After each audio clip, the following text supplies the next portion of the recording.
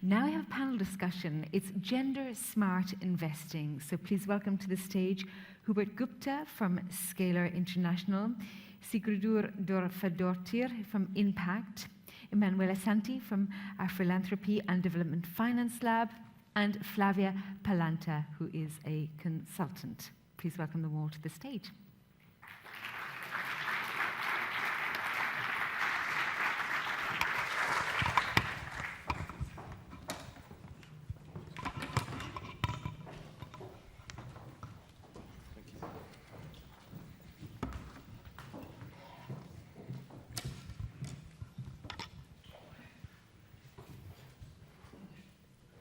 All right, thank you, ladies and gentlemen, for joining our panel.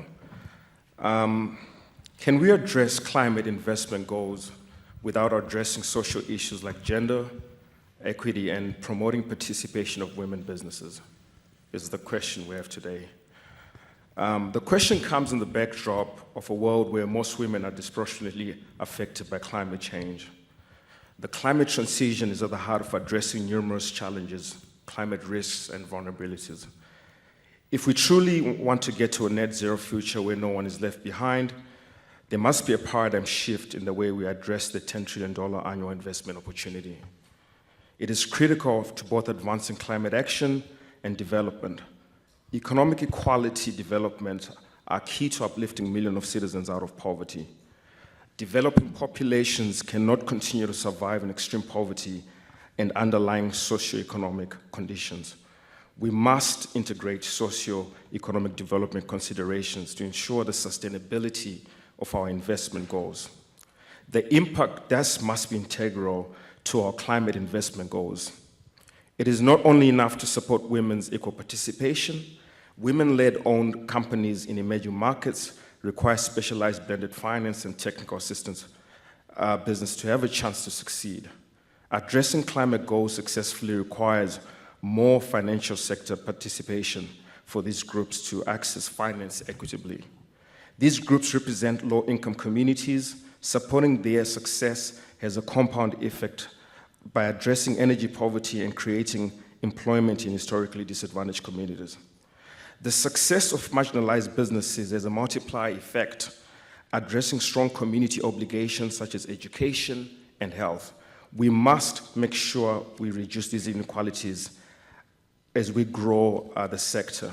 So today I am joined by a panel where we're going to address some of these questions, starting off with Emmanuel, who's a self-declared feminist. And I should say you do not need to be a woman to want to address gender issues. So just to put that out of the way. Emmanuel is the founder and president of Philanthropy, an international solidarity platform incubating and connecting African social enterprises. Emmanuel is also sits on the selection committee of the ICFA and has over 15 years experience working with the African Development Bank and African Business Fund. We're also joined by Sidor, who is the head of fund management and impact member of is the head of fund management at Impact, a member of its management committee and executive director of management board. Sidor is managing over $500 million in a smart gender fund, which is a very interesting hybrid of a fund that Impact has put together. We also have Flavia, who is the former director of the European Investment Bank, where she spent over 12 years in emerging markets and supporting the bank in their aspirations.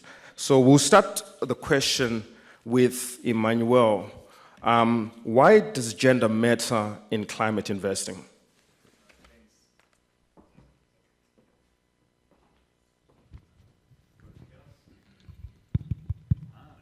Okay. Well, thank you. Thank you for this opportunity. I think maybe I'll start from the reason why I became feminist. Not only from personal observation and professional, personal growth, but also I'm becoming increasingly aware of not only the societal but the economic imperative of addressing gender gap. And living in Africa for over 10 years and working in Africa for all my careers, I realized that lack of gender inclusion has a huge economic cost, which has been estimated, the gender inequality to cost just as sub-Saharan Africa 100 billion per year. But closing the gender gap also has a broader implication also at the global level, and estimates again point to the fact that closing that gender gap will actually add $30 trillion to the global GDP. So why does that make sense? I had the pleasure also to be a fund manager here out of Luxembourg, and all in different experiences, this issue always comes back. And there's enough economic evidence, there's a compelling evidence that women have higher repayment rates, have lower their default rates, they have more success rates. I mean, I could come up with numbers, but maybe a lot of the people in the audience already know it. But also, and more importantly for this session, is that women are the most affected by climate change. And also they can be part of the solutions to climate change, and I had the pleasure to seeing a lot of those women actually taking a fantastic role to be part of actually the solution and not only a victim of the problem that the world is actually creating. So I see it's almost a no-brainer that this session, and I'm really also appreciating that this element of gender smart investment is actually put at the very beginning of this session, and I really want to applaud the organizer for putting such a strong focus on that topic. Absolutely, absolutely. And just moving on to the broader sector of the market, obviously climate is not the only sector that's affected by gender. Siga, if you can jump in, what are some of the challenges that you're finding, I guess, investing in a broader market sense? And probably you can speak a little bit about some of your fund initiative and the stuff you're working on. Yeah. Is it working? Yeah. Sorry, like many of the rest of us have been fighting a cold, so excuse my voice. Yeah, so I'll talk a bit from our experience from the Global Gender Smart Fund. And this, talking about the key challenges that we are facing there, or that our clients are facing. And this, of course, this is, that fund is focusing on financial institutions in low and middle income countries. But I still believe that those challenges are more global. They're globally more or less the same, and both geographically, but also throughout different sectors. So the challenges that or the financial sector is facing are the key challenges. One of them is, and that we aim to support with the fund. One of them being at policy level, so having appropriate policies in place that safeguard and support gender equality in the workplace and also for clients, so basically for all the stakeholders. This includes general good governance policies, but also specific policies like gender-based violence and harassment policies. So here is, this is kind of is setting the scene and creating the environment for equal opportunities. Second challenge that we are all very much familiar with here in Luxembourg as well is the representation, female representation at the level of the institution. And this is, it's an important topic, and it's clear that here we have a very big gap. If we look at the emerging markets, around or just over 10% of investment professionals are women. We have less than 5% globally representation of women at top levels, so CEO or board chairs. And looking at Luxembourg, the target of the Women Finance Charter is to reach 35% within the next 2 years. So there's still a lot of work to do. The third key challenge that we work with is more on the product side, so product and services. There is not enough of products and services that are meeting the needs and the requirements of women that often are different than those of men, and this is of particular the gap that is particularly relevant in the developing countries where, for example, women may not be able to go to the next branch, so there's a way, and they have different needs in terms of terms of the loan, repayment schedules, etc. So these are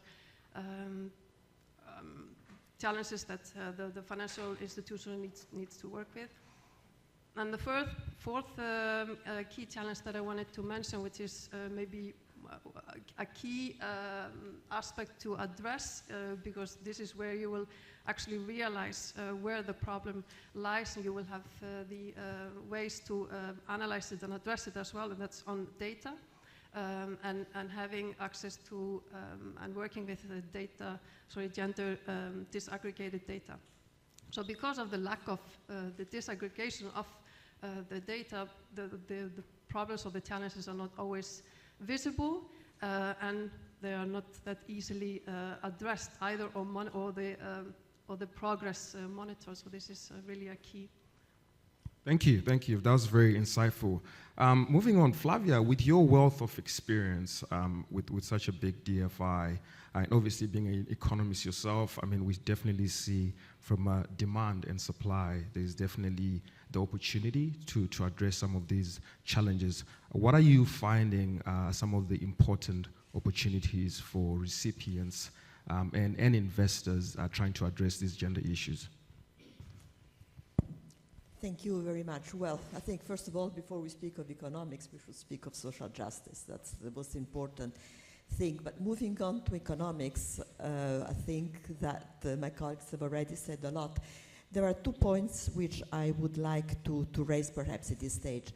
From the point of view of the women, what probably are the 2 most important issues to address, especially in such a forum, is the question of access to finance which suits their capabilities, also the limitation they're faced to, and the access to education.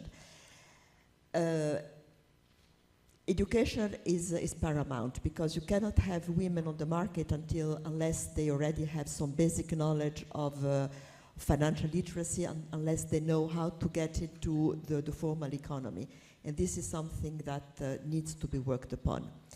And we also have to think that we work in often, I mean, when we speak of emerging countries, in countries where traditions are much ingrained, where women, they stay at home and look after the family, they don't participate in the world, in the economic world. And this also is part of the legislation, that can be openly discriminated against by law. So it is very important on the side of the business economy of the donors to ensure buy-in by the countries. And this is done by advocacy, of course, by example, by ensuring that the projects, the investments we finance are successful, so that success builds on success. And, but it has to be a slow process, let's put it, 56 years ago, this was also a major issue in Europe. It still is to a certain extent. And it didn't come up, we didn't change it overnight. We're not going to change it overnight either, and we should not impose something from the outside because it's bound to fail. So this, I think, is my first message. And then ensure that education is available at all levels, basic education, training in businesses, and making sure that these women can succeed. Thank you. That was very insightful. And moving on to Emmanuel, I guess from a scalar perspective, we are obviously in the market raising money, and we are trying to attract some of the best practices from institutions, institutional investors and philanthropies, having a technical assistance facility ourselves and an incubator, addressing or trying to build capacity with women developers. What are some of the best practices that you are finding in the market, and some of the interesting investment thesis that you're seeing in the market or that you've participated in? Yeah, I guess one of the things that actually I'm very passionate about is a program that we just started as a philanthropy. We have been hired by Cartier Women Initiative, which is a global program to support women. And they realized that there was a big gap in West Africa, Francophone West Africa, and that's one of the areas where we are mostly focused on.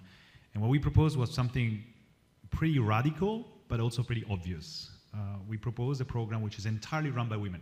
So Women for Women, where all the coaches, all the trainers of this incubation program was entirely women. And then it was a bit of a gamble when we started off, but we realized that created a very genuine connections between women. This whole idea came actually from a startup program that I ran when I was at the African Development Bank many years ago. And I remember we had launched a startup program with 100 entrepreneurs. And I remember this call that we got that was really stuck in my mind of this woman that could not come to the training and she even offered her husband to come to the training on her behalf. And that was actually so deep that actually kept me, in my head. I mean, is there any way that we can address it to make sure that women, irrespective of the cultural norms, societal impositions, the societal pressures, are on their comfort zone? And we're so proud that we have in this, actually the second cohort is starting now. I'm very honored to have Flavia as one of our lead trainers and a lot of other very passionate women. For me, it was kind of hard because I had to set back, and I was very excited to would have loved to be part of it, so I'd be looking at it from a distance. But I think it's easy to dash out dollars and say, yes, we want to do TAs and increasing female participation. But I think one of the key things, and maybe we'll talk about later, but it's really about making sure that whatever you do is authentic and is not just superficial commitment to women issues and just ticking a box. And that experience for me is an interesting learning journey, and I hope to see more of those approaches be replicated. Absolutely. And Flavia, do you want to add on to some of your experience in this program? I mean, what are some of the strategies that you are finding or you've experienced over your tenure with the DFIs? Yes, well, DFIs have gender, if you want, as part of the business model, because they don't only look at the project from a financial perspective, they look at the project also from the perspective of the economy, from the perspective of the distribution of the costs and benefits among the targeted population. And gender is very much part of this. So it's not something that is done ad hoc, it's something that is ingrained in the model. Now, how DFIs look at gender, there is a do not hurt approach. When we finance a project through this impact assessment, we ensure that there is, not only to women, but in general, there are no negative impact on the population, and if there are negative impacts, that they are mitigated, and we also look at that from a gender lens. And a typical example would be expropriation of land owned by women, and then the woman would find herself without the basic tool for earning her income, so that she would be compensated properly. And then there are proactive projects, which can be also of two sorts. If you take the infrastructure sector, which is also important for financial inclusion and gender enhancement, although indirectly, let me give you two examples to illustrate what I'm saying. We financed in Egypt in the metro of a new metro line in Cairo, and we negotiated with the promoter that there would be wagons only for women, so that they could travel safely throughout the city. We financed an education project in rural Morocco, which together with the schools also had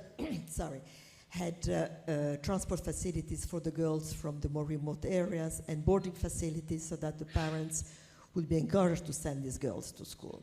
So this is the type of indirect approach, if you wanted, that a typical DFI would have.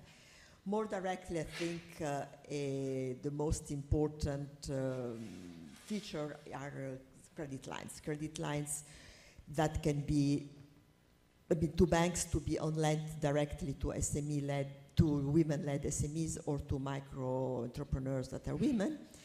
And so there is the financial component, which is important, but alongside that, a technical component and technical assistance. And technical assistance is of two sorts. One, to the banks. To the banks because everywhere, I mean, we are in the business, banks are reluctant to lend to SMEs because the risk is considered to be high. It's so much more the problem in emerging markets and for women-led SMEs. So we give technical assistance to the banks in order for them to understand how to assess and master this risk. And alongside that, what is also of paramount importance is what Emanuele was just talking about, is technical assistance to women. And if I can just give you a bit of a feedback about this program, there were women that were that are highly skilled in their area. You know, we have engineers, agronomists, you name it, but that are no business women. You know, you don't improvise as a businesswoman. And I think without the training, the business would have either not developed at all or would have risked to stall. Absolutely, that was very insightful. And I'm moving on, Sagar. You guys are obviously managing a fund addressing some of these challenges and issues and opportunities. What are some of the investment allocation strategies that you guys have been using, that you're seeing in the market? I mean, what can we do to incentivize fund managers to invest more with women and let that be part of their portfolio management? Yeah. So first of all, I think, the point is not to set up new funds necessarily that only have gender as their strategy. What we want to achieve is that any fund with any strategy adds a gender lens, and not because it's important that we close the existing gaps, but also because of the business opportunities that are associated with adding the gender lens to your strategy. And I wanted to make an example of the fund that we manage, so the Global Gender Smart Fund, because that is an existing fund that has been already has a big pool of assets, over 500 million.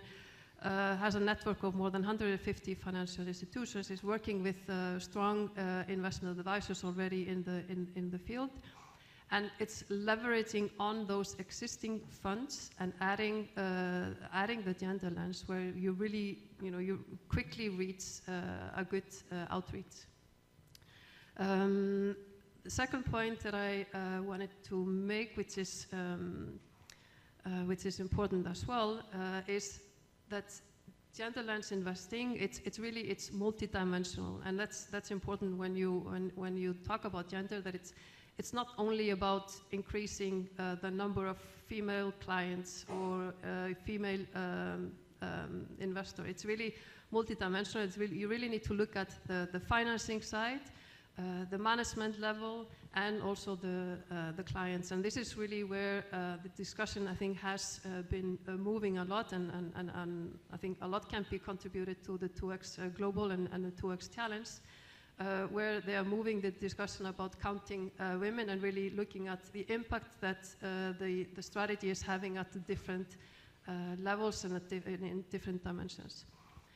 The third point that I wanted to make, again, linked to data, is the importance of working or using gender smart tools, and using good tools to assess the issue, to identify the gaps that are there already from the start of the due diligence and throughout the investment process. And to be able to analyze and benchmark and making sure that you're using the power of data to fix the problem. Wow, it was very, very insightful. And obviously, gender investing has become the flavor of the month, or the flavor of most investment funds. Back to you, Emmanuel. What can we do to avoid pinkwashing or window dressing? I love that's my favorite topic. As I pivoted to sort of helping a lot of, on the advisory side, a lot of funds, I see that indeed this is becoming very fashionable these days. But you will clearly see that a lot of people are using gender as an afterthought, right?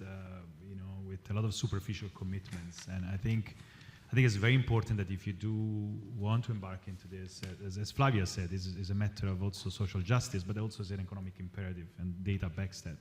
So what I think we need to see more is really authentic gender strategies, authentic integration of gender. I loved your experience, in which you have trying to integrate.